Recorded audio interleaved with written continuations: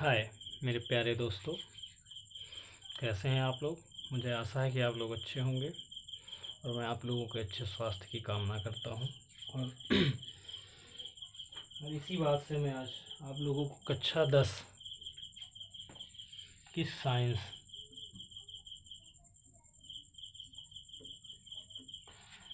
का next part आपको पढ़ाने चल रहा हूं। मैंने आपको पिछले पार्ट में बताया था प्रकाश के सूत्र का निगमन, दर्पण के सूत्र का निगमन करवाया था, है ना। और उसके पहले वाले वीडियो में मैंने आप लोगों को अपवर्तन पढ़ाया था। तो एक बार अपवर्तन के बारे में थोड़ा सा समझ लेते हैं और समझने के बाद फिर आगे शुरू करते हैं। तो अपवर्तन में हमने क्या पढ़ा था, दो प्रकार के माध्यम होते हैं। पहला हमारा होता है सघन माध्यम और एक होता है, मतलब ऐसे, एक सघन माध्यम होता है, एक विरल माध्यम होता है। सघन को मतलब होता है जिसमें कण पास पास होते हैं, और सघन माध्यम होता है और जिसमें कण दूर दूर होते हैं, वो विरल माध्यम होता है। ठीक है। और ये चीज़ पढ़ा था हमने। और पढ़ा था प्रकाश का अपवर्तन। तो प्रकाश का अपवर्तन क्या होता है कि जब कोई प्रकाश की किरण एक माध्यम से दूसरे माध्यम में जाती है तो वह अपने मार्ग से विचलित हो जाती है। इसी घटना को हम प्रकाश का अपवर्तन कहते हैं, है ना। उसके बाद हमने एक चीज़ और देखा था कि जब कोई प्रकाश की किरण सघन से विरल में जाती है तो क्या होता है, विरल से सघन में जाती है तो क्या होता है ना। इन सारी चीज़ों को डिटेल में समझने के लिए आप लोग हमारा पिछला वाला वीडियो देखिए और लाइक कीजिए। ठीक है, चलिए फिर शुरू करते हैं आगे। तो आज हमको पढ़ना है प्रकाश के अपवर्तन के नियम। कितने नियम हैं, है ना। तो चलिए देख लेते हैं। देखिए, ये एक माध्यम बन रहा है, इसके ऊपर एक माध्यम है, मान लो N1, नीचे माध्यम है N2। ठीक है, ये एक लाइन है और इस लाइन के ऊपर एक दूसरा माध्यम है, नीचे दूसरा माध्यम है। बीच में क्या है, अभिलंब है। बीच में हमेशा अभिलंब डाला जाता है। होता क्या है, एक प्रकाश की किरण जब यहाँ से आती है और इस बिंदु के बाद यहाँ आती है, आने के बाद क्या होना चाहिए, तो सीधे जाना चाहिए। बट ये सीधे ना जा करके क्या होता है, कभी अभिलंब की ओर झुक जाती है तो कभी अभिलंब से दूर हट जाती है ना। इसी घटना को क्या कहते हैं, प्रकाश का अपवर्तन कहते हैं। अब देखिए, हम यहाँ पे आपको जो बताने वाले थे, यहाँ पे ये जो किरण आती है, इस किरण का नाम है आपतित किरण। इस किरण का नाम है अपवर्तित किरण। ठीक है, आपतित किरण, अपवर्तित किरण और ये अभिलंब। यहाँ पे एक एंगल बनता है, इस कोण का नाम है आपतन कोण।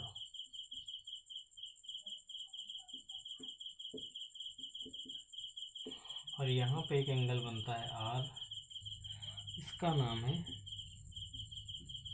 अपवर्तन कोण। ये नाम याद रखिएगा। देखिए बच्चों, अगर आप लोग चित्र को बेहतरीन तरीके से समझते हो तो आपको इसे समझने में कोई प्रॉब्लम नहीं होगी। आपतन कोण I, अपवर्तन कोण R, एक सीधी रेखा खींचा हमने जिसका नाम क्या है, अभिलंब। एक प्रकाश की किरण आती है, सपोज करो ये वायु है, यहाँ पे सन है और सन से रोशनी आ रही है, और यहाँ पे एक तालाब है इसके नीचे। तो ये तालाब है, पूरा गड्ढा पानी भरा हुआ इसमें जाती है। यहाँ पे अंदर जाने पर हमें जो तली होती है, इसमें डंडी डालते हैं तो डंडी हमको टेढ़ी दिखने लगती है जैसे पानी में डालते हैं। यानी कि बात क्या है कि यहाँ जब कोई प्रकाश की किरण जब मतलब सघन माध्यम से विरल माध्यम में जाती तो अभिलंब की ओर झुक जाती है। यानी कि जब कोई अभिलंब है, ऐसे प्रकाश की किरण जा रही है तो वो अंदर को झुक जाएगी, इधर को और इधर को। जैसे देखो, सीधी जानी चाहिए थी लेकिन सीधी न जा करके अंदर को दब गई। ठीक है, तो ये बात है, इसको एक्सपेक्ट करो, कायदे से समझो। तो ये चीज़ होता है। तो इसमें दो नियम होते हैं, यही अपवर्तन के दो नियम जो आज हम पढ़ने वाले हैं। पहला नियम इसमें का क्या है, पहला नियम क्या है, आपतित किरण, अभिलंब, अपवर्तित किरण। क्या क्या है, आपतित किरण, अभिलंब, अपवर्तित किरण। ध्यान से समझना, आपतित किरण, अभिलंब, अपवर्तित किरण, तीनों एक ही तल में होते हैं। आपतित किरण, अभिलंब तथा अपवर्तित किरण तीनों एक ही तल में होते हैं। ठीक है। नेक्स्ट रूल, आपतित किरण यहाँ पर हम लिख दे रहे हैं आप लोगों के लिए। पहला नंबर क्या है? आपतित किरण, अभिलंब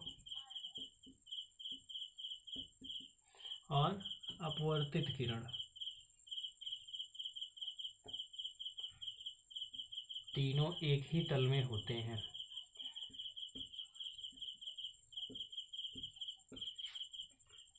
तल में होते हैं। ठीक है। नेक्स्ट सेकंड नंबर देखिए, सेकंड नंबर क्या होता है। सेकंड नंबर ध्यान से समझिएगा। ये क्या है? आपतन कोण। ये क्या है? अपवर्तन कोण। ठीक है। तो बोलना क्या है? आपतन कोण की ज्या, क्या होता है? आपतन कोण की ज्या तथा अपवर्तन कोण की ज्या एक नियतांक होता है। ठीक है। कैसे बोलना है? आपतन कोण की ज्या तथा अपवर्तन कोण की ज्या नियतांक होती है। नियतांक होती है। ठीक है दोनों, यानी कि इसको हम क्या लिख सकते हैं? साइन आई बटा का sine r equal to n. ठीक है, यही है। इसी के आगे हम लिखते हैं इसे ही स्नेल का नियम भी कहते हैं। स्नेल का नियम भी कहा जाता है। ठीक है, इसे ही स्नेल का नियम कहा जाता है। बात को ध्यान से रखिए। आपतन कोण की ज्या तथा अपवर्तन कोण की ज्या नियतांक होती है। दूसरा चीज, आपतन कोण क्या है? आई है ना, आई। और अपवर्तन कोण क्या है? आर। ज्या का मतलब होता है साइन। ठीक है, ज्या का मतलब होता है साइन और कोज्या का मतलब होता है काश। तो यहाँ पे ज्या की बात आई है, यानी साइन आई साइन आर, ज्या लगा है ना, साइन आई साइन आर बराबर नियतांक यानी कि एन। ठीक है, तो इसे ही स्नेल का नियम भी कहा जाता है। ठीक है, आई होप समझ में आ गया होगा आप लोगों को। चलिए नेक्स्ट टॉपिक स्टार्ट करते हैं हम अपना। नेक्स्ट टॉपिक है हमारा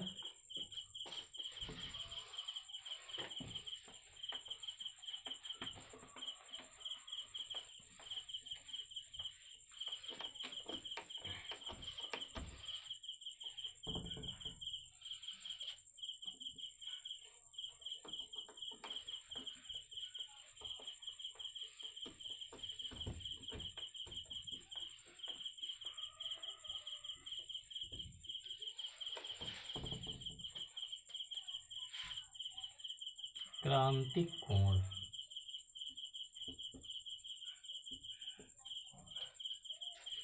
नेक्स्ट टॉपिक क्या है हमारा? क्रांतिक कोण। तो होता क्या है क्रांतिक कोण? आइए पहले समझते हैं चित्र के माध्यम से। इसे ध्यान से देखो। वही चीज़ है, ऊपर दूसरा माध्यम, नीचे दूसरा माध्यम। ठीक है, ऊपर एक माध्यम है, नीचे दूसरा माध्यम है। मान लो ऊपर क्या है? वायु। नीचे क्या है? ऊपर मान लो जल है, उसके बाद चेंज कर दिया जाए। नीचे क्या है? वायु। जल कैसा माध्यम होगा हमारा? सघन। वायु विरल। वायु की अपेक्षा तो जल सघन ही होगा ना। अब देखिए क्रांतिक कोण। अब देखो, जब कोई प्रकाश की अपवर्तन लगाओ इसमें, यहाँ से कोई प्रकाश की किरण आई, यहाँ पे पड़ेगी तो कहाँ जाएगी? सीधी तो जाएगी नहीं। क्या होगा? अपवर्तन होगा। अपवर्तन कैसे होगा? किधर होगा? तो जब कोई प्रकाश की किरण विरल माध्यम से सघन माध्यम में जाती, सघन माध्यम से विरल माध्यम में जाती है तो वह अभिलंब से दूर हट जाती है ना, यानी कि इधर को जाएगी ऐसे। यही पढ़े थे ना हम पहले वाले चैप्टर में। बट कंडीशन, देखिए, जब कोई प्रकाश की किरण, ठीक है, ध्यान से समझना क्रांतिक कोण को, ये यहाँ से जाती है, लेकिन यही किरण यहाँ से ना जाकर के यहाँ से जाए, यहाँ से ना जाए, और ये सीधा कितने पे जाए, 90 डिग्री पे। कितने पे जाए, 90 डिग्री पे जाए, तो इसी को हम क्रांतिक कोण कहते हैं। कैसे, इसकी परिभाषा कैसे बनाएंगे, यानी कि जब कोई प्रकाश की किरण सघन माध्यम से विरल माध्यम में जाती है, तो वह 90 अंश पर घूम जाती है। कितने पर, 90 अंश पर घूम जाती है, यानी उसका अपवर्तन कोण कितना हो जाता है, 90 अंश हो जाता है, तो उसे हम क्रांतिक कोण कहते हैं। ठीक है, बात समझ गया ना। देखिए, तीनों कंडीशन मैं आपको बना के दिखा रहा हूँ, ध्यान से समझिएगा। अच्छा, अभी बाद में बताऊंगा तुम्हें, सारी कंडीशन से इकट्ठे एक साथ बता दूंगा, हो जाए। ये चीज़ क्रांतिक कोण समझ में आया। ठीक, इसके बाद एक और लास्ट स्टेप, पूर्णांतरिक परावर्तन।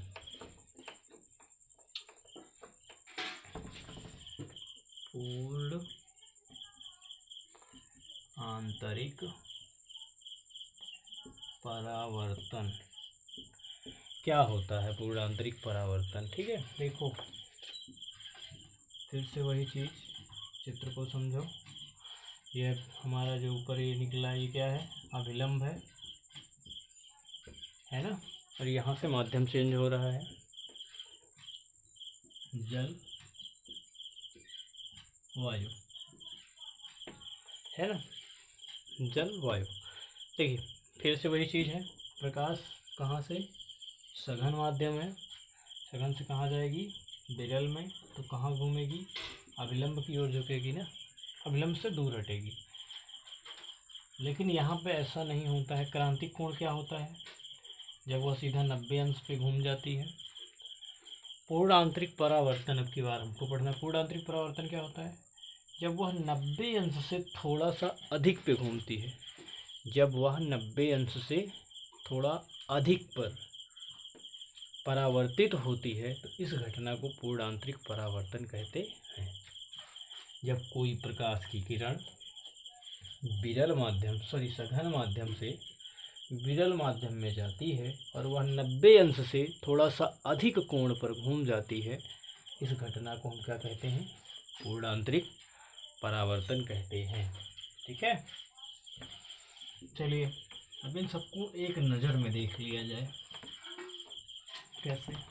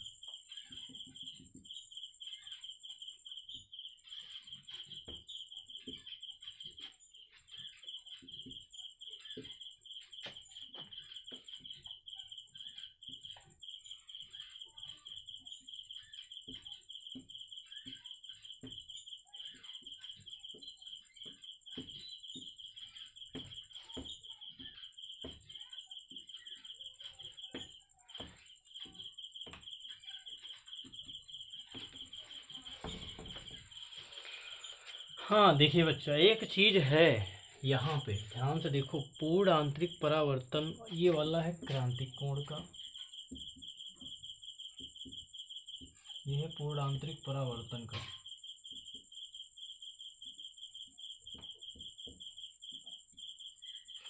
और ये दोनों है अपवर्तन के। देखिए, ये अपवर्तन का, जब कोई प्रकाश की किरण विरल माध्यम से सघन माध्यम में जाती है तो वह अभिलंब की ओर झुक जाती है। देखिए इधर को झुकी है, अंदर की ओर।